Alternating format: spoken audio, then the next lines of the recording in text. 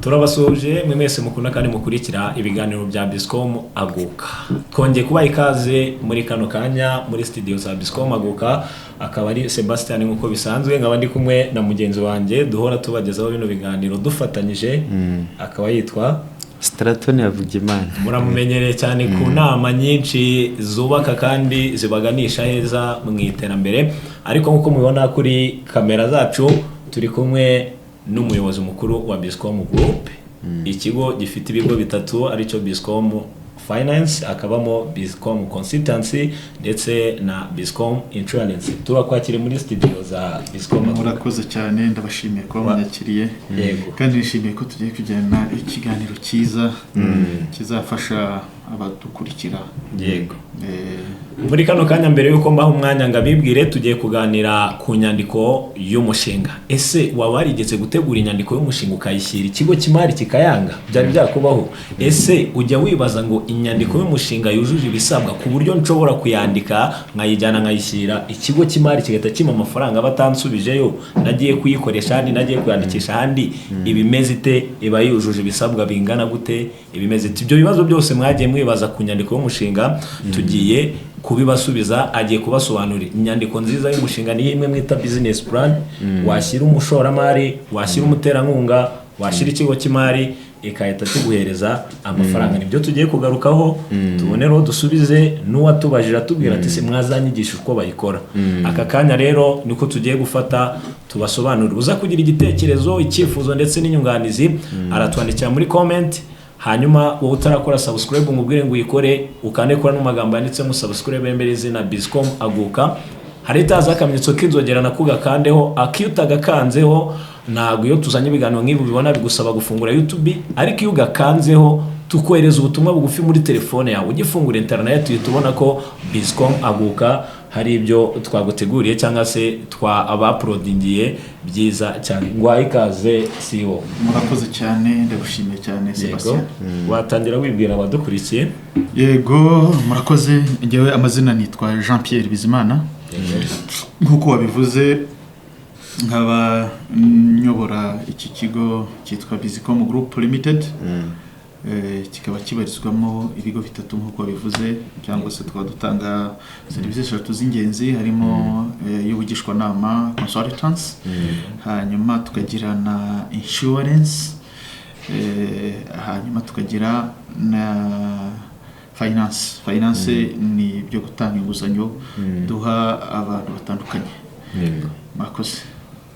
Yego, turakwakira Straton, ngira ngo twatangira noneho tukinjira neza mu kiganiro cyacu, aho tugiye gutangira adusobanurira inyandiko y'umushinga niki. Yego. What we call business plan mu ndimi z'amahanga.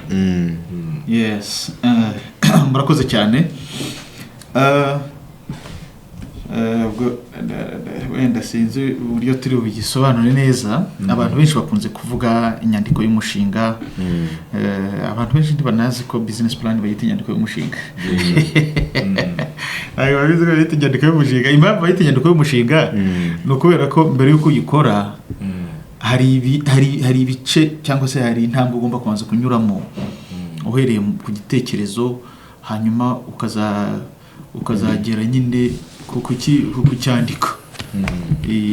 Impamvu bavuga ko icyo gitekerezo nicyo bita umushinga ubundi umuntu aba afite. Noneho iyo kivanye mu magambo ukagishyira mu nyandiko, ukandika uko igitekerezo cyawe ushaka kuzagikora, nibyo iyo nyandiko rero uyikoze ugishyizemo nicyo bita inyandiko y'umushinga, ariyo bita business plan. Business plan rero wenda ubwo turaza kwiyinjiramo neza, tuvuge wenda ibigize ibice bikuru ko twajya kubirangiza uyu munsi byose. Business plan rero zibamo navuga ngo inzego zitandukanye, levels. Hari twebwe izo turi bwibandeho ni zisanzwe zibanze z'abakiriya bacu bakeneye, nizo twebwe turi bwibandeho. Ariko hari inzego business plan zigira, hari izo ku rwego rwo hejuru, hari iziringaniye, hari n'izitangira n'iz'abatangira. Nyine umuntu ushaka gutangira umushinga, business plan ashobora gukora intese gute. So sinzi niba ngisubije neza ariko nicyo ngicyo business plan ni inyandiko y'umushinga isobanura neza uburyo umushinga wawe uzakora, uburyo uzashora n'uburyo uzunguka. Ubundi muri make isoko uburyo uzashora, isoko ryawe n'uburyo uzunguka, ibyo ni ibintu bikuru, nibyo bikuru bigize umushinga. Donc igishoro cyawe, isoko na n'inyungu.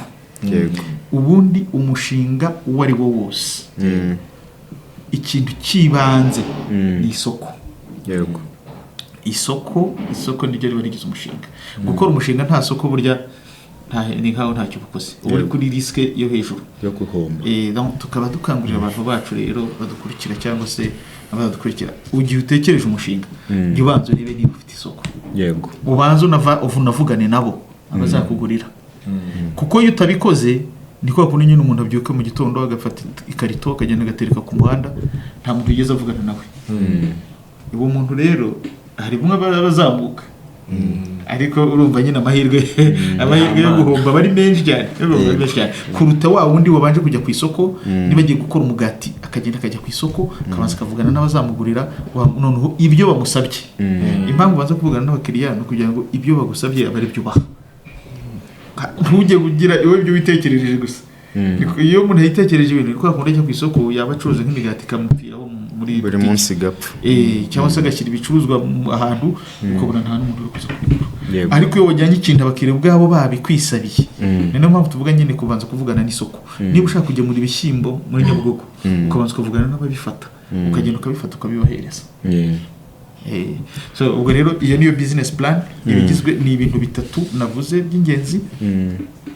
Ishoramari ryawe ni ibice bikuru. Ishoramari rirangana iki cyangwa se rizaturuka he, isoko ryawe nirihe, n'inyungu uzakura. Ese ndagira ngo mbasabe ubwo no kubasubiza inyuma gato ku bakiriya wenda baturebye bwa mbere. Hari abasanzwe bari mu mushinga cyangwa barawutangiye ariko utarawutangira. Ngiye kuvugira umuntu utaratangira umushinga. Ubundi igitekerezo kiza gute? Iki nk'umu entrepreneur mu bimazemo igihe, igitekerezo kiza gute? Wenda tubanze duheraho dufashe uwo muntu, noneho tuze guhita dusubira muri bya bice by'ingenzi mwari mutubwiye. Urakoze cyane rwose. Natwe ubwacu niko tuba twaratangiye ibi bintu tuba turimo nyine, wenda ntabwo turagera mu bushoshori, ariko business iyo ari yo yose igomba guhera mu gitekerezo. Kugira ngo rero ukibone, sinzi ubwo niba twaba twinjiye mu ntambwe wenda umuntu anyuramo kugira ngo abone umushinga. Yego uzabafasha kurushaho. Reka tuzinjire. Kugira ngo rero umuntu abone umushinga hari intambwe esheshatu, cyangwa se kugira ngo umuntu yiteze imbere hari intambwe esheshatu umuntu agomba kunyuramo. Reka tuhere ko kubona igitekerezo. Icya mbere ni uko ugomba kubanza, nizere ko abantu bacu babyumva neza, kubanza kwegeranya ibitekerezo by'imishinga yose waba ufite. Iyo tuvuze ibitekerezo ni ukuvuga ngo umuntu ashobora kuvuga ati wenda ndashaka gucuruza inkweto, ukacyandika. Mu gifaransa bajya bavuga ngo les paroles s'envolent mais les écrits restent. Donc uvuga ngo ibyo watekereje ukabigumisha mu mutwe rimwe rimwe urabyibagirwa, ariko iyo wabyanditse akenshi ntabwo byibagirwa, nyine biba biri aho, biba bihari. Turavuga rero ko niba utekereje ikintu ukavuga ati ndakubona ko gashinga ari keza, uzajya uhita ukandika. Ndumva nifuza gucuruza ibibanza, ugahita ukandika ko ni imari iyo ni ibintu byunguka cyane. Niba nifuje kujya nzana wenda ibiribwa muri Kigali, ngahita mbyandika. Niba nshaka kujya mbijyana wenda mbivana muri Kigali nkabijyana wenda i Huye, ugahita ucyandika. None ibyo byose ni ibitekerezo ndi kuvuga. Ushobora no gutekereza wenda gushinga na farumasi, tujye mu mishinga noneho minini. Ushobora gutekereza gushinga nka Bizicom Finance, nacyo ni igitekerezo twatangiye, ari igitekerezo ariko ubu ngubu byagiye twabishyize mu bikorwa. Ibyo byose urabanza ukabyandika. Niba ukandika ibitekerezo kuva nko kuri 5 kugera ku 10, kugira ngo wihe room yo kuza guhitamo. Usigaze umwanya wo kubona ibyo ucagura kugenda uvurebatse ibyo bidabishoboye. Iyo urangije kubyandika mu nyandiko cyangwa se mu buhanga abantu bagiye babyandika baravuga ngo ujya ahantu hatuje. Icyo nacyo ni ikintu gikomeye urubyiruko bakunze kubaho mu bintu bishyushye gusa. Yego. Bavuga ngo ujya ahantu hatuje nta muntu ukuderanje, ugafata bya bitekerezo byawe byanditse ku rupapuro yego cyangwa mu ikayi ukagenda ubisesengura. Icya mbere gucuruza inkweto, nzacuruza izihe nkweto, nzazicururiza hehe, nzashora mwangahe, bizakungura ngahe. Cyangwa twose tuvuga ibice bitatu bya business plan. Yego. Ukabireba ese ibintu ndabishoboye, wasanga ugishoboye ugahita ushaka urundi rupapuro ukacyandikaho iki gitekerezo ni cyiza ndagishoboye kandi gifite inyungu. Ugajya ku cya kabiri, ku cya gatatu, ku cya kane, nibura ukabanza ugascreening ugasigarana mo n'ibitekerezo bitanu byibuze. Niba uhereye mu 10 banza urubande mu bitekerezo bitanu.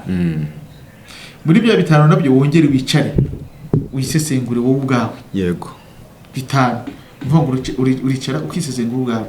Ukise ngewe ibi bintu wenda ndabishoboye ariko se nzakorana nabandi. Yego.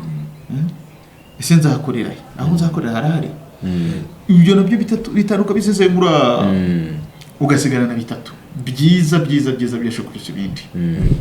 Ubwo rero tugeze ku ntambwe ya kabiri, navuga ngo intambwe ya kabiri ni iyo gusigarana ibitekerezo bitatu byibuze, ugasigarana bitatu byiza kurusha ibindi. Abantu benshi rero ntabwo bakunze kunyura muri izo steps, babona zibatinza, ariko uko zigutinza nyine nazo niko ziguha umusaruro. Yego. Kandi zikazabyara n'inyungu iramba. Abantu benshi ntabwo bakunze kubiha agaciro bya bitekerezo bitatu rero umuntu amaze guhitamo. Ibyo byo noneho biba ari umwihariko, kuko ubu wabisesenguye bivanye mu bitekerezo nk'icumi cyangwa 7 cyangwa 8, twavuze ko rwera kuri 5 cyangwa kugera ku 10. Ibyo bitekerezo bitatu no kuvuga ngo wabisesenguye mu bindi byose ugasigarana bitatu, uvuga ati ibi ni byo ngomba gukora. Yego. Biba bivuze ngo icyo urubugire cya mbere nicyo uheraho. Ariko nukenera kwagura umushinga wawe, kuko kwiyemeza imirimo nta muntu ukizwa n'umushinga umwe.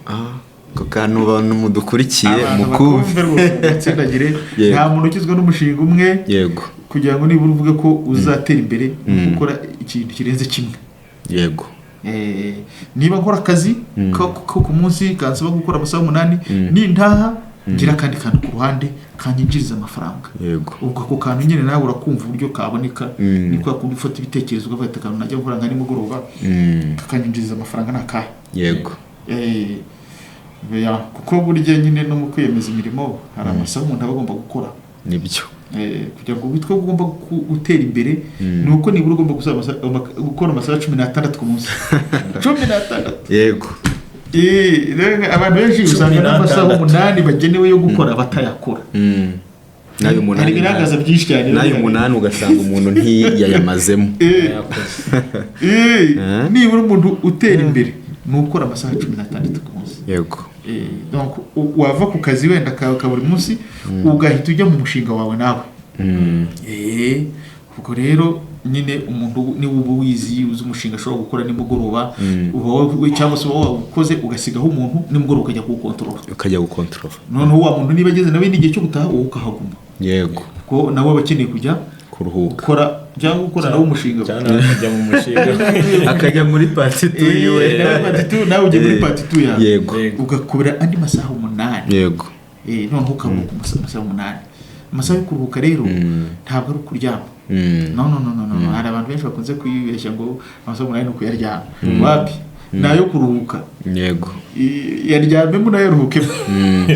Kuko dufite amasaha 28 ku munsi. Yego. Amasaha 28 rero urayagabura ku buryo ukora 16 kugira ngo twe kuzatera imbere. Hari n'abayarenze. Yego. Nuko ubwo rero nicyo naze mvuga. Kwari tugeze ku kijyanye no gutoranya imishinga. Mwari mutubwiye ati uhisemo umwe ariko wisigiye ibiri. Mu gihe waba ushaka kwagura ihita ufata uwa kabiri. Ufata uwo wagize uwa kabiri. Yego. Noneho iyo uvuye ku intambwe ya kabiri ku ya gatatu mu gutoranya umushinga mwiza rero. Yego. Yego. Icyo gihe noneho rero icyo bigusaba no kujya ku isoko. Ugakora icyo twita mu cyongereza babyita market research. Yego. Noneho mu Kinyarwanda twavuga ko ari ukwiga isoko ryawe. Yego. Nuvuga ngo ujya kubaza abantu bazakugurira, abakiriya. Ukabaza abakeba bakora nk'ibyo ukora. Yego. Ukabaza aho uzacururiza location, kuko burya location cyo ni ikintu gikomeye cyane kuri business, ahantu h'ingenzi. ezami yitwa location ntago abantu bajya kumva uburemere bwacyo. Ushobora gushyira umushinga mwiza ahantu, uwo mushinga ugahomba kubera ahantu uri gusa. Yego. Cyangwa se no kuri umuntu yubaka inzu, ukabona umwe yubatse inzu wenda ahantu runaka hafi y'umuhanda, akagenda akayishyira munsi y'umusozi, cyangwa hari hafi na ruhurura, kandi zose mukazubaka ku mafaranga angana. Yego. Mwajya kuzikodesha umwe akayikodesha nk'ibihumbi 100, ukayikodesha 20. Icyo nicyo bita location. Abantu rero badukurikira, umuntu ushaka gutera imbere agomba kucyita ikintu bita aho uzakorera. Location ni mu cyongereza ariko mu Kinyarwanda ni aho umuntu azakorera. Donc aho uzakorera ugashyira umushinga wawe ahantu hagendwa. Niba ari mu giturage, jyana umushinga wawe kuri centre mu giturage. Wijya kuwujyana mu rugo iwawe, kuko mu rugo hose niba ndi baragenda. Ubwo rero iyo mishinga itatu ujya ku isoko ukaba ibyo byose ukabisesengura. Ese ni bantu bazangurira ni bande, ukababaza. Iyo abantu rero bazakugurira rero n'abantu bakomeye cyane, kuko ubabaza icyo bifuza. Yego. Mwifuza iki? Niba nshaka kubacuruzaho wenda umugati, mwifuza umugati umeze uti? Yego. Hari uzababwira ati twebwe tuba twifuza kurya umugati w'ubuki. Urumva ko nujyana umugati ukoze mu isukari ntabwo bazawuta. Nibyo. Hari uzakubwira wenda ushaka gucuruza inyama, ushobora gukora busheri, baceri, we amwana we ati twebwe hano turya inyama wenda z'urukwavu, wowe ukajyana inka. Cyangwa se ugiye gucuruza ingurube muri quartier y'abasilamu. Aho rero nicyo cyiza cyo kubanza gukora icyo twita market research. Yego. Tuvuge twebwe muri consultants, niba nshaka kwinjira muri consultants, ugomba kubanza ukajya kuvugana n'abantu bazakubera abakiriya. Yego. Ukabashaka mukavugana, otherwise nta kintu uri gukora. Urajyamo tuvuze icyo isoko risaba, abo bantu nibo bakubwira ati dukenera ibi, dukeneye izi service, none ibyo bakeneye akaba ari byo ubaha. Yego. Akaba ari byo ukora. Iyo rero iyo exercise ya gatatu irangiye, iyo ntambwe ya gatatu uyirangiza watondetse ya mishinga yawe, uwa mbere, kabiri n'uwa gatatu. Yego. Uwo wagize uwa mbere rero uhita ujya kuri step ya 4, intambwe ya 4, uhita wandika iki noneho ugeze ahandi twatangiye naho noneho business plan writing. Ngo ni intambwe ya 4. Izindi zo wenda twazibwira abantu bamaze gushinga gukora umushinga. Iyo business plan rero ni igufasha nko kuba wajya muri bank cyangwa ukaza muri Biscom ugasaba amafaranga yo gutangiza umushinga wawe. Hanyuma gatoya Sebastien, iya gatanu ni ugutangira noneho. Iyo umaze gukora inyandiko y'umushinga, bavandimwe wenda badukurikira, kirazira gutangira umushinga udafite inyandiko y'umushinga. Mujye mwandika, niyo wakandika ari gatoya ariko ukandika uti nzahera aha, nzinjiza ibi, inyungu zakoramo n'iyi. Burya biguha umutekano wose. Iyo utabikoze nabyo bibaho, tuvuge ngo abatazabikora ntibagatangire, ushobora gutangira ariko nibura ukazagera ubwo nyuma ukibuka ukavuga ati reka nandike. Nibura aho ibintu bigeze. Hano twari tugeze, ngira ngo abadukurikiye mukomeze muduhe ibitekerezo mutwandikira muri comment, nimwibagirwe gukora subscribe, ari nako mukanda like, ibyo byose mukore na share ino muri igere ku bandi. Ariko stage ya mbere, ya kabiri numvishe bire mu muntu ku giti cye ufite gahunda, ariko hari ya gatatu, hari imbogamizi zikunda kubaho. Umuntu akaba yajya nko gushaka amakuru ku isoko, urumva twavuze ko ari market research, ukajya ku isoko ukareba ababikora, ukareba aba competitor babandi bakora nk'ibyo ukora. Ariko se ni gute umuntu yamenya ko amakuru akuye ku isoko yizewe ayo bamuhaye? Kuko ushobora kujya kureba umuntu ko muri kumubaza ngo umugati se ngo mwiza nka kuri tubivuga, cyangwa se kuri produit runaka cyangwa kuri service runaka akakwima amakuru. Ahubwo mwadufasha kuyo muntu yizere, nzizera gute amakuru nkuye ku isoko kakwiriye buryo najya gukora. Yes. Wenda harakantu nashaka kunganira aba competitor, wenda abantu batumva icyongereza mu Kinyarwanda babita abakeba. Abakeba bakoze kuvuga ko ari abagore babiri bafite umugabo umwe, ariko muri business nyine n'abantu bacuruza ibintu bisa, cyangwa se ibyo umuntu ashobora kureka ibyawe agakonsoma ibyabo, akajya kugura ibyabo. Tuvuge wenda nka Bralirwa, buriya nk'umuntu umukeba wawe direct ni nka Skol direct. Ariko buriya tuvuze nk'Inyange, nayo aza mu bakeba ba Bralirwa, kubera ko umuntu ashobora kutanywa fanta akajya kwinywera amazi, akajya kunywa amazi, akanywa gatobi. nawe rero aba ari umukeka kantu ntako narinze nabyo ni ibindi bintu bishobora gutuma abakonsomaga ibyawe babireka bakajya kuri ya osiyo yibisha nubwo mudakora ibisa nabo ugomba kubiga ukavuga uti ni iki ndi bukore kugira ngo ibicuruzwa byanjye babikunde nubwo ibi bintu byo bihari yego ndabigenza nte noneho rero kugira ngo ubone amakuru yizewe rero mu isoko bisaba gushirika ubuti icyambere no gushirika ubuti abantu benshi bakunze kugira ubunebwe tuvuga ubunebwe bya biremereye kugira ubushake buke cyangwa se bakumva ko bigoye ntibajye gutara amakuru kugira ngo ubone amakuru yizewe no gushirika ubuti nta kindi ukajya ku bantu kandi ubona nabo nyine biba banyabo yego kubona abantu banyabo rero bisaba ngo nawe ubaze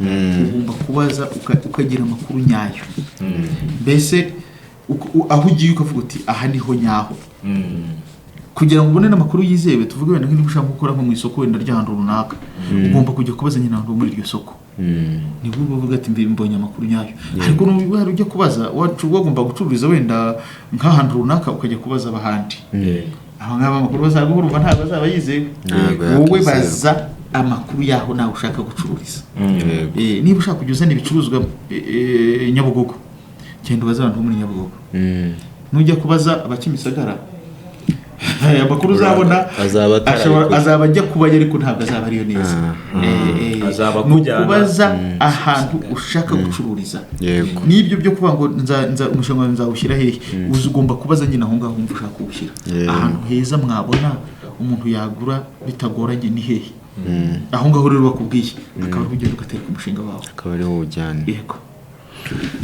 aho bimeze neza nongeye akantu kugira ngo wowe udukurikiye bizanagushobokere genda wigize umukiriya ariko umukiriya ubaza ushaka kubaza byinshi ugende niba uje kugura umugati ariko ujye ubaza bayikorera hehe angahe gute n'iki unagura ariko kuko ugenda uzubwira umuntu ngo wambwiye se ngo umugati uzataha abona ufite agakayi azakubeshya igira umukiriya kandi umenye kubikora mu ibanga nyine ucura amakuru turakomeje ibyo byose aho twari tugeze turahumvisha noneho turagira ngo dukomeze uvuye kureba aho uzakorera umushinga ndetse wamaze no kubona uzahitamo muri rya tonde ry'imishinga nk'uko twabibonye uwo wakunze wumva uhwanye ni wenda n'ubushake bwawe n'ubushobozi bwawe noneho turagira ngo adutambutse atugeze mu kwandika noneho twatangiye dufashe ikaramu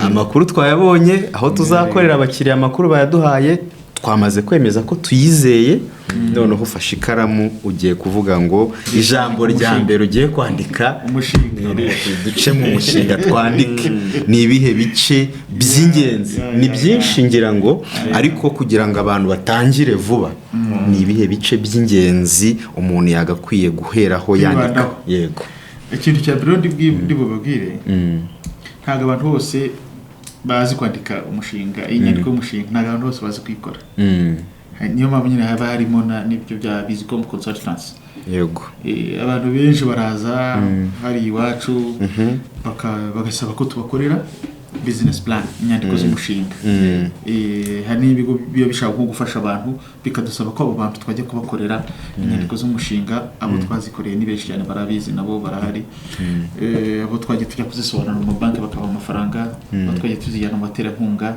kuko burya business plan ariko akantu ka mbere wenda tuvuga ntabwo umuntu akora inyandiko y'umushinga agambiriye kuyijyana muri banki gusa wenda bakavuga gusa umuntu wa mbere business plan cyangwa inyandiko y'umushinga igenewe ni nyir'umushinga abantu benshi rero bakunze gukora inyandiko y'umushinga kubera ko bashaka amafaranga which is wrong totally wrong kantu kadusobanurire neza ko inyandiko y'umushinga ari iya nyir'umushinga igenewe mbere na mbere nyir'umushinga ntabwo turagera kuri rwiyemezamirimo ariko burya rwiyemezamirimo nyawe ntabwo atangira umushinga agamije inkunga yego oya cyangwa inguzanyo no amafaranga yose uburyo umuntu afite ashobora gutangira umushinga yego aho niho twibeshyera. hari abantu benshi bahibeshyera. Niba ibya business plan nyine turabisobanura, ariko reka tumaze twumvikane ko burya iyo ushaka gukora kwiteza imbere, yego, ntabwo ugomba guhagarikwa. Guhagarikwa nuko nta nkunga wabonye. Abantu benshi bakunze kwibeshyera, nta nkunga nabonye, nta nguzanyo mfite, ndicara ntabwo ndi gukora umushinga. Burya imishinga yose igira inzego. Hari imishinga mitoya abantu banakora kandi kababyana amafaranga. Ushobora kuba utafite n'amafaranga ukagenda ku bandi bantu bafite ibyo bakora, ukavuga ati reka dukorane. Ikintu gikomeye ni uko umuntu agomba kubanza akaba umwizerwa, inyangamugayo. Iyo abantu bakwizeye burya utera imbere rwose. Kuko ushobora kuba udafite amafaranga ukagenda ugashaka umuntu mukorana kandi akaguha ibicuruzwa bye. Hari abo tujya tubona hano hanze benshi nk'abantu bacuruza nk'inkweto, bariya mubona bacuruza inkweto akenshi buriya ntabwo bari izabo, nta n'igishoro baba bafite, ariko aragenda ku muntu uzicuruza ufite iduka rinini akazimuha, akagenda akirirwa azizunguza, nimugoroba bakamugarurira amafaranga ye, we akabika inyungu. Ikindi gitekerezo cy'ubuntu ba nshuti bakunze mudukurikiye, igitekerezo cyiza ushobora gukora kikaguteza imbere, kuba waba wizewe, hanyuma umuntu akaguha imari kuko akwizeye, ntuyibe, ukacuruza, wamara gucuruza nk'uko mwabyumvikanye ukayamugarurira. Yego, burya niba wakungukamo 2,000 cyangwa 3 cyangwa 5, ariko ugasigarana iyo nyungu yawe gusa, andi ukayamugarurira, biba bizagenda bikura, bikazagera ukajya usigarana inyungu nini. Yego, cyangwa ejo bikarangira nawe ukoze umushinga. Rero nibyo naze mvuga, abantu ntibakajye bumva ko ngiye gukora umushinga kubera ko nshaka amafaranga, cyangwa se hari umuterankunga nabonye uri kunsaba ko tumuha imishinga, reka mukore nk'umushyire. Happy bene ubu no kugira ngo azagere ku ntego ze, ibyo bita success, biragorana. Yego, amafaranga umuntu abonye atavunitse, mu mbabarire wenda hari abantu bashobora kubyumva nabi n'abakiriya bacu, ariko abakiriya bacu umuntu yabonye ibintu atavunikiye akenshi ntabwo biha agaciro. Yego, ngo biramba. Icyambere gikomeye burya ni ukubona ikintu cyawe kivuye mu cyuya cyawe, wabanje kubigikorera nyine. Yego, ubwo rero navuga ngo abakiriya bacu kugira ngo mutegure umushinga, mujye muwutegura mutagambiriye inkunga. Yego, kuko rwiyemezamirimo iyo akoze umushinga agambiriye inkunga ntabwo akunze kugera ku ntego ze. Ariko wa wundi watangiye bimugoye agoka, ngo ni ugera ku ntego ze. Hanyuma rero umushinga rero tugarutse kuri business plan cyangwa inyandiko y'umushinga, hari ibice navuga ngo iyo ugiye kuyandika, reka tuvuge ibice bine bikomeye by'umushinga. Yego, bine kugira ngo ndagako twarimita abantu cyangwa se tukavuga ibintu wenda abantu batazashobora, ariko ibintu bine ugomba kugaragaza. Icyambere ni ukugaragaza igicuruzwa cyangwa serivisi. Igicuruzwa, iyo tuvuze igicuruzwa cyangwa serivisi, abantu bumve ko nibyo bintu bibiri byonyine umuntu ashobora kujya ku isoko. Yego, ubumva hari ikindi azakitubwira muri hasi muri comment.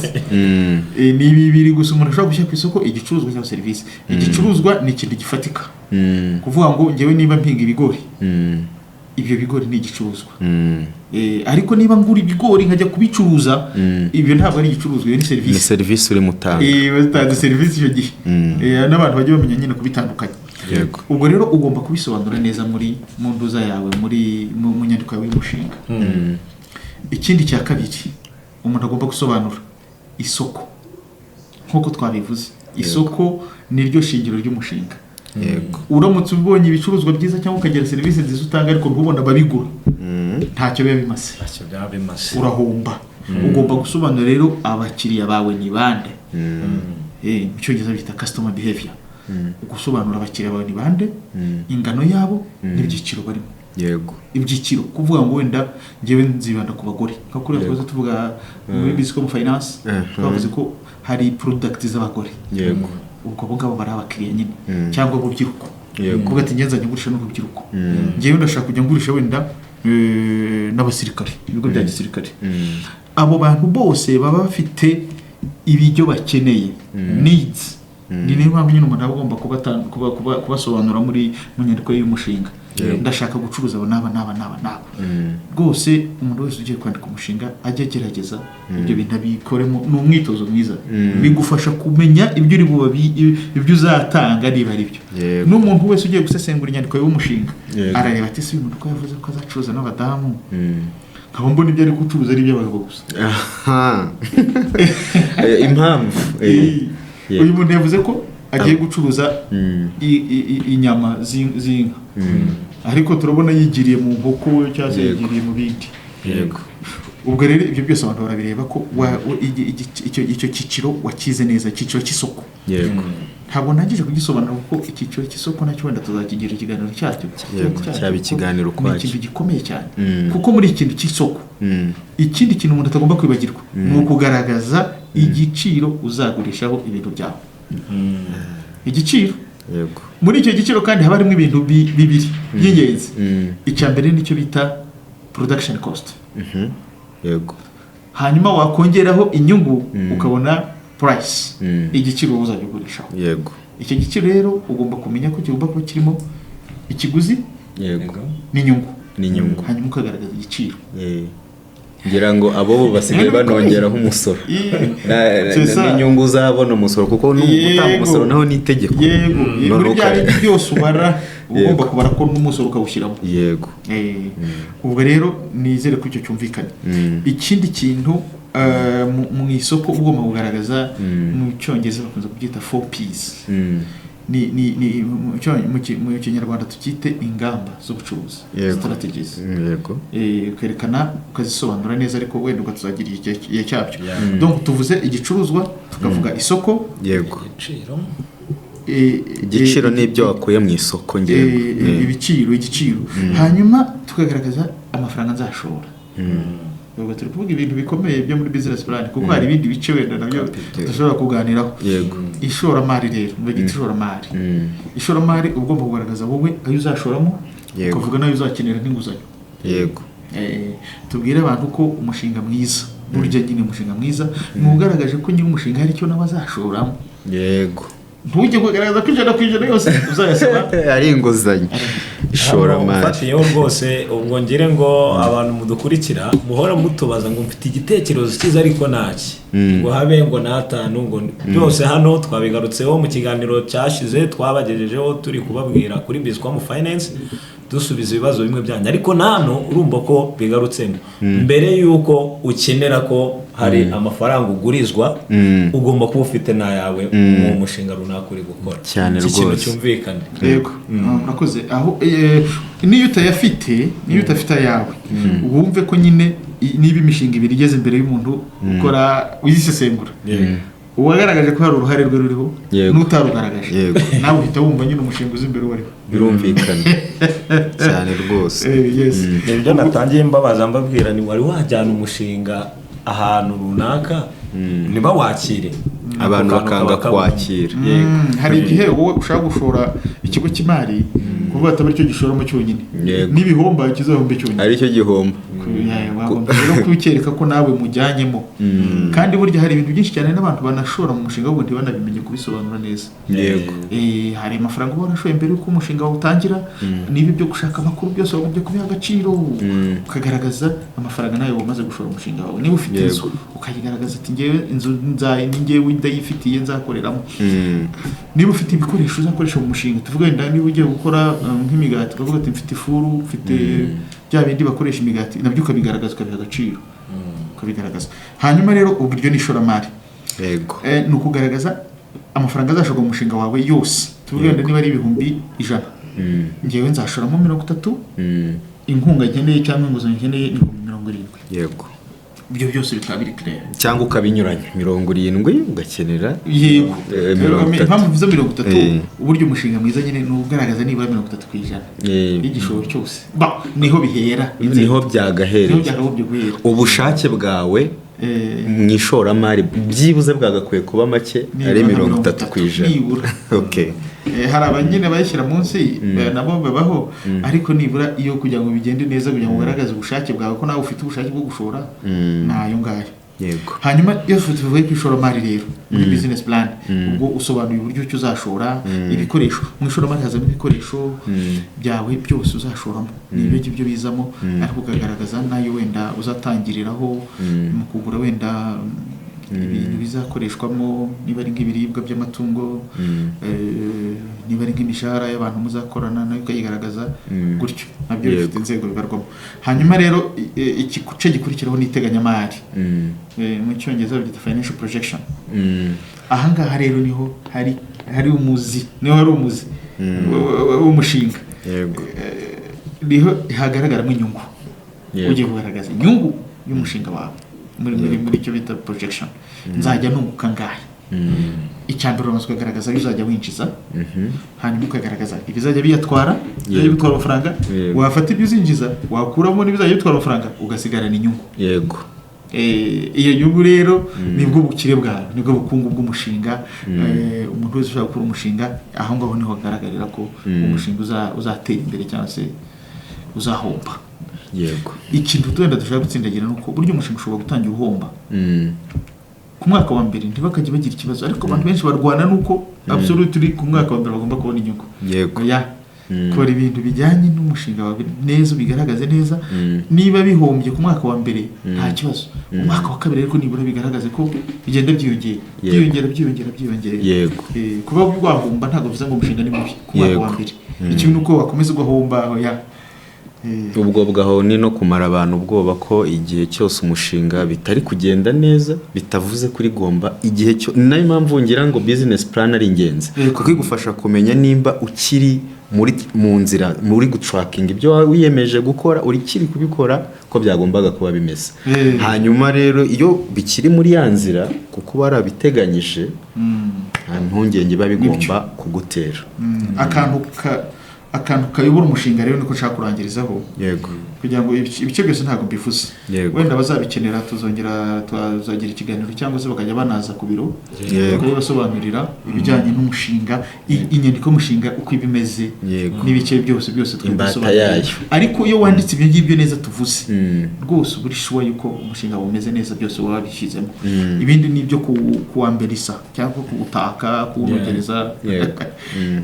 ikintu nshaka gusorezaho cy'ipfundo ry'umushinga iyo ubara ibizinjiza amafaranga ubara bikeya bitazabura icyo kintu kirakomeye rero ubara bike niba abantu bakubyumva donc ubara bikeya bitazabura by'ingenzi kandi ubwo inyungu zizava ariko nabwo ntabwo umushinga wawe reka dufatire nko ku nkoko umuntu ashatse korora inkoko murabizi ko izi nkoko zitera amagi zitera buri munsi yego niba mfite inkoko 10 nkavuga ngo ngewe buri munsi nzajya mbona amagi 10 yego that is totally wrong kubera ko hari imwe ishobora kugira ikibazo ntitere igatuma ya projection wakoze byateganyamari utaricinga ku ntego wari wihaye yego donc rubango niba uri inkoko 10 nibura ubara kuko ubarerabona ko mu magi 8 80% cyangwa ubu hari n'ababarira no kuri 70% yego ariko nabwo iyo ugiye munsi ya 70 ubuse waba uri gukora iki nabwo nta cyo gukora 10 simbone n'amagi 7 icyo gihe nawe nta mbaraga wabishyizemo ubundi washyizemo imbaraga neza abona amagi 10 yego nubarira ku magi 8 rero nta kibazo nuzajya ubona ikiza burya no gucururiza hejuru ya projections cyangwa se yiteganyamari ryawe ugize amahirwe umushinga ukagendera hejuru niba noroye inka itanga wenda nkavuga nti inka gitanga litiro 40 barira nko kuri 32 abariho barira imari yawe uvuga ati ngiye buri munsi nzajya mbona byanze bikunze byagenda neza byagenda nabi litiro 8 ni litiro 32 nzajya nzibura ku munsi z'amata abarizo bariraho rero kuko ubwo nuvuga kugira ngo business ibimeze neza nuko igomba kukamwa hejuru nuko igomba kubona amata ari hejuru ya 32 wewe mvuga ngo ibyinjiza ugomba kubara bikeya bidashobora kubura ibice bidashobora kubura kugira ngo umushinga wawe ugende neza. wenda ukora average cyangwa se igereranya nibyo ukavuga ati ngereranije ntabwo nshobora kubura amagi 8 ubwo nuva ngo niyo mbariraho kugeza umwaka urangiye. Yego. Noneho rero akandi kantu gakomeye mu mushinga nakwizasohora amafaranga. Yego. Kubizasohora amafaranga rero bitandukanye n'ibizinjiza ko ubara byinshi bitazarenga. Byinshi bitagomba kurenga. Kuko iyo bibaze bikarenga nabwo urumva wabaze neza ibyinjiza ariko bizasohora bibaze nabi iyo ukora difference urahomba. Yego. Bisaba rero ngo umuntu yicara atekereza niba tuvuga ngo iyo umuntu agiye gukora umushinga bisaba ko yicara ahantu hatuje agatekereza neza akabibara neza. Ubu rero abakiriya bacu bazajya bakenera kubibara batarabyumva neza bajye baza muri Bizicom Consultants. Yego. Babanze bafate amasomo tubibereke neza iyo tubakoreye imishinga dushobora no kubaherekeza kwisobanura muri banki. Yego. Ndavuga hari abatangira bo wenda cyoke turabikora tukayibaha ariko hari ukenera guhita ajya muri banki. Ubu ngo tumukorera n'umushinga tukawujyana no muri banki tukabasobanurira cyangwa se nawe ubwe tukawumusobanurira ko turawukorana akagenda akabyisobanura muri banki cyangwa no mu baterankunga birashoboka. Ubwo bivuze ngo umuntu aramutse agize igitekerezo cyo kwandika umushinga unoze neza urimo bya bice twababwiye tutari kuhita tuvuga aka kanya turi kubabwira iby'ingenzi kurushaho ashobora kugana Bizicom Consultants nawe tukamufasha kuandika neza. Yego. Nta kibazo rwose. Ngira ngo rero mu mudukurikira turi kugana ku musozo Strato, ngira ngo turi kugana ku musozo w'ikiganiro cyacu twari turi kubabwira ku nyandiko y'umushinga icyo twita business plan ariko atari nge Strato mbivuga cyangwa se nawe Seba mutwumve neza gutyo kuko ari mbamari ahubwo tubibwirwa n'inarabibonye mu kubikora imyaka 20 naga ari ikintu gitoye. Twe turabivuga ariko ugereranyije na experience afite ntago bihura nibyo ngibyo. Nizere ko musobanukiwe. Strato ari ikintu kimwe nshaka kongeraho. Yego. Ni yihe nama yagira umuntu ugiye gukora business plan bwa mbere cyangwa se umushinga bwa mbere ariko noneho ya business plan atari yo kwandika yo kubika ahubwo business plan yo gutangira umushinga. Umuntu utangiye umushinga bwa mbere twabonye ko agomba kwitondera bya bintu bitatu ari byo kwandika uwo mushinga we yego ishoramari rye ariko akagaragaza n'uburyo umushinga uzunguka. Umuntu bigiyemo bwa mbere na mbere tuvuga umutangizi nihe nama mwamugira kugira ngo atumva ko kuba ufite iyo nyandiko ya page 100 bihagije kugira ngo abo mukire cyangwa se ahita agera kuri ya mibare yanditse muri ya business plan. Nihe nama mwamugira rusange? Inama tugira abantu bashaka gutangira nuko burya ibitekerezo bize mu mutwe. Yego. Ntacyo bitanga ntacyo bitanze. Yego. Kugira ngo witwe rwiyemeza mirimo cyangwa umuntu uzatera imbere umushaka kwiteza imbere nuko ibintu bifite mu mutwe ugomba kubishyira mu bikorwa. Niyo nyandiko yabidahari yewe reka tuvuge ni wenda na business plan ko idahari gerageza utangire. Twavuze ko inyandiko ari fondation niyo yagombye guherwaho ariko bantu batwumva rwose mutangire kuko gukomeza guherana ibitekerezo urinda usaza ukibifite. Yego. Nicyo kibazo gihari. Umuntu agira igitekerezo nkawe yamanutse agatinya. No, kwiyemeza imirimo mu gukora. Ni ugushyira mu bikorwa. Niba watekereje uti ngenda ndashaka kujya mfata ifu y'imyumbati nkayivana mu ruhango nkayigeza i Kigali wikomeza guhera muri ibyo rwose. Ariko bino muri Bizicom tuguha amafaranga ushaka itsinda urizwamo uhita ubitangira. Uburyo bavuga ngo ukosa nukora hakosa ukora nibyo. Iyo udakoze nta kintu ugeraho ariko iyo wageze urahomba rimwe ugahomba kabiri. Yego. Ariko wa gatatu ukamenya n'ikituma utarimo bigenda neza. Umuntu rero umuntu ushobora gutera imbere n'uwo nguwo nukosa ujyamo agahomba ariko ntavemo. Yego. Ariko nako nagano gakomeye. Yego. Doko umuntu ushobora gutera imbere ni wa muntu utavirira. Kuko hari umuntu homba rimwe agahita agira ubwoba ati yego bya bintu bireme ibibazo agahita yigendera. Doko abo bantu bashaka gutangira niba ufite igitekerezo yego ngwino tuganire ubundi cyandike niba utazi no kucyandika niba n'ibintu bituvugiye hano bidahagije uze kuri office uze ku biro tuganire yego tuganire tuguhe ibitekerezo ubundi byandike niba nakunanira kubyandika tugufashe cyangwa se ubyandike ubyohereze tubikukosorere yego ubwo nabwo ni ubundi bufasha ushobora kubyandika ugahamagara tukagufasha kubikosora ubwo wenda iyo yaba ari product niyo twazashyiraho abakiriya kujya tubakosorera imishinga imishinga yacu ikabinoze ntabwo ari njye ubikora hari n'abandi bakonsulta tuzana hari n'abo bazaza hano muri studio ya Bizicom kugira ngo nabo babisobanure neza ubwo bakiriya bacu inshuti zacu bavandimwe kwemera kutagira ibikorwa kuba kwarapfuye nicyo bisobanuriye igihe cyose ushaka gutangira wigumisha umushinga wawe mu mutwe cyangwa se mu nyandiko ahubwo fata ibikorwa utangire tangira uyu munsi tangira uyu munsi ejo ntihabaho uyu munsi niwo wawe iyo watangiye ushobora gutangira ko kuhura n'izo mbogamizi ariko uko ugenda ubana nazo kugenda uhura nazo kenshi bikwigisha kumenya n'uburyo uzivamo ubwo rero ndongera nsoza mvuga ngo tangira uyu munsi ariko kandi ntimwibuke kugana Bizicom consultants kubera yuko dushobora kubaha ubujyanama nk'uko yabisobanuye umuyobozi mukuru ko igihe cyose wakumva hari ibyo utasobanukiwe mu kiganiro watugana aho dukorera amarembo arafunguye tukabagira inama ariko ntabwo ari ukubagira inama ahubwo tugafatikanya kureba icyo twakora kugira ngo umushinga wawe urusheho gutera imbere ese ikindi kibazo cya nyuma era akantu waruvuze ngo nimwibuke ahubwo ndimwibagirwe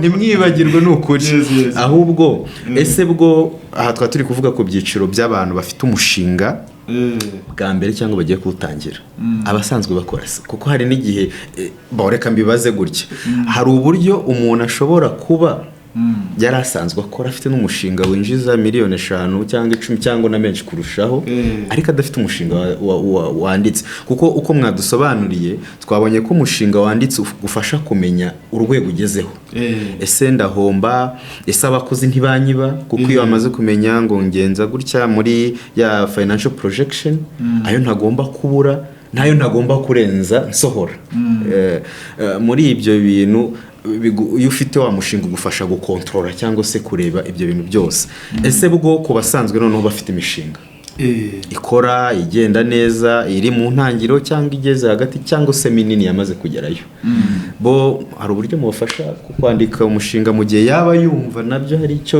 byamufasha dukurikije ibyo mwasobanuye abantu bafite imishinga hari igihe nyine abantu benshi nakora tuvuga ko ari benshi muri rusange baba baratangiye bataranyuze muri izo ntambwe twavuze nibyo hari umushinga afite kandi akazamuka rwose ukabona ko ibintu biri sawa biri kugenda bijya mu buryo yego ariko nk'uko twabivuze business plan and road map yego abantu benshi bakunze kubyita ko ari theories ngo ni magambo ni iki ntabwo ushobora kugera ku gikorwa utabanje ku magambo bishoboka pratique ugomba kubanza ugahera nyine mu bya bitekerezo ibyo bitekerezo byo bari amagambo yego iyo yavuye muri ukajya gukora wabivanye mu magambo nyine ukabishyira mu bikorwa yego icyo twese tubwira abantu ni uko iyi nyandiko y'umushinga ikigufasha no kukuyobora kugira ngo ujye ureba ujye ukora na wa mwitozo kureba se ibyo nari nateganyije nibyo ngezeho iyo uzanze warabigezeho uri hejuru c'est parfait uhita wishima nyine uvuga ati very good ubu ndakomeza muri uyu mucyo ariko nabwo wasanga atari byo ukagerageza nyine guhindura hari abantu benshi cyane babikora bakaba babona n'inyungu ariko batazi ahantu bari kujya ukajya umubaza ati se ufite ifoto y'umutungo nayo sinzi nayo wenda nayo twagombye kuyibwira abantu ni ukuvuga ngo ni umutungo wo kungana aho uherereye naho wavuye ese umufoto y'umutungo yawe urayizi kandi abantu bakunze kugongwa nuko iyo bagiye nko kudekarara amafaranga barabibabaza yego yandi kudekarara akavuga ati twereke ifoto yawe y'umutungo iyi foto y'umutungo rero wagombye kuba waranayiteguye imbere ukavuga uti ngewe bayita ubundi balance sheet projection ukaba warateganyije uko ifoto y'umutungo bizajya bimeze buri mwaka ukajya ureba niba bihura. So ubwo rero abantu batangiye bo ikintu tubafasha muri bya byiciro byo gutera imbere k'umushinga, twageze ahantu ho gutangira ku ntambwe ya kane, ya gatanu mu gutangira ubucuruzi. Iya gatandatu rero bayita kwagura ubucuruzi. Kwagura hari amahurwa tujya dutanga yo muri ayiro. hari intambwe, hari icyo bita GYBI. GYBI ni bya bintu by'umutangizi, generate your business idea. Noneho akaba IYB, okay, na plutôt akaba na SYB, start your business. Niba abandi batangira nyine urangije gukora umushinga uratangiye, noneho akaba nicyo bita IYB.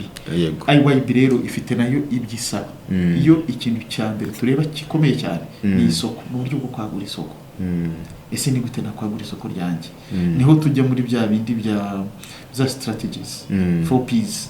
Bo hari n'izindi bajya bongeraho, ariko iz'ingenzi zibanze ni 4Ps. Ukavuga uti ndongeramo ibicuruzwa, ndazamura serivisi zanjye, ndehereka mpindura ibiciro gutya kugira ngo isoko ryanjye ryiyongere. Burya hari umuntu ufata strategy yo kuvuga ngo nagurishaga kurara. Wenda tuvuge nko muri ibi byacu, niba business plan nayikoreraga amafaranga runaka kagabanya kugira ngo abantu biyongere baze tubandike. Izo zose ni strategy. Umuntu rero ukora ubucuruzi, ibyo bice nawe wagombye kubinyuramo kugira ngo ubucuruzi bukomere. Wagombye guhora utekereza muri ubwo buryo. Ndumva ari icyo ngicyo rero tubafasha kureba nyine uburyo bakogura ubucuruzi, tukiga isoko, bakati research, tukamubwira ati kugira ngo ubucuruzi bukomere, dore ibyo ukwiye gukora kugira ngo abakiriya bawe biyongere, dore ibyo ukwiye gukora. Fata ibicuruzwa wenda ubihindure, ubwo tugiye kuri product, ibiciro wenda bigabanye cyangwa se ubyongereho gatoya, wenda uhindure ibi nibi. Iyo ni price. Place wenda kuba ati ushaka gucuruza ushobora kubukorera iwawe, cyangwa tukabwira ati wowe ufata ibicuruzwa ubijyane wenda nk'iruburo irubavu, naho uhashyire stock yawe, abantu babibone kugira ngo ubucuruzi bukomere. Cyangwa se wenda ufate stock uyijyane no muri Bukavu. Donc nizo strategy. Ubundi umuntu wamaze gukomeza ubucuruzi icyo akora cyane ni ku ma strategy. Ahindura strategy. Ntekereza ko byose bisobanuye. Ikibazo cy'amatsiko cya nyuma ntabwo ngaruka munyihanganire.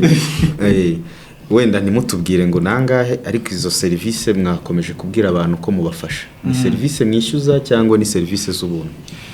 Hari ibyo dukorera ubuntu, hari n'izo twishyuza. Izo dukorera ubuntu nkuko umuntu aje ubujyanama busanzwe nta kibazo, ariko umuntu azanyemo gukora umushinga business plan, bisaba kureba nyine uwo mushinga ukomeze, uburemere bwawo, umuntu akawishyura nyine. Ariko umuntu yawikoreye akatwohereza ngo tumukosorere, aho rwose iyo service n'ubuntu abantu benshi tuzigaye tubibakorera ku buntu. Wenda iyo biri ibintu bikomeye byo guhindura, ari nk'uruganda, hari abakora service z'inganda, icyo gihe nyine nawe kandi agomba gushora. Burya umuntu wese kwiyemeza imirimo ugomba no kwemera gushora. Investi nibyo. Turabashimiye. Seba, hari ikindi ntekereza ko ibyo abantu bibazaga kuri business plan kugira ngo umuntu atangire byose tubiciyemo mu ncamake nkuko yabivuze. Hari ibindi bice dushobora kuzagaruka, mujye mwandika muri comment ku buryo twagaruka igice yumva twamusobanurira tukagitsindagira by'umwihariko. Ngira ngo twabashimira, tubabwira badukurikirane ku mbuga nkoranyambaga zacu zose, kuri social media zose turahari, Bizcom Limited. Hanyuma wanashaka kutuvugisha aduhamagara kuri telefone 0755293293, ubundi bakore subscribe kuri channel yacu, ubundi Imana iduhane umugisha. Turabashimiye cyane.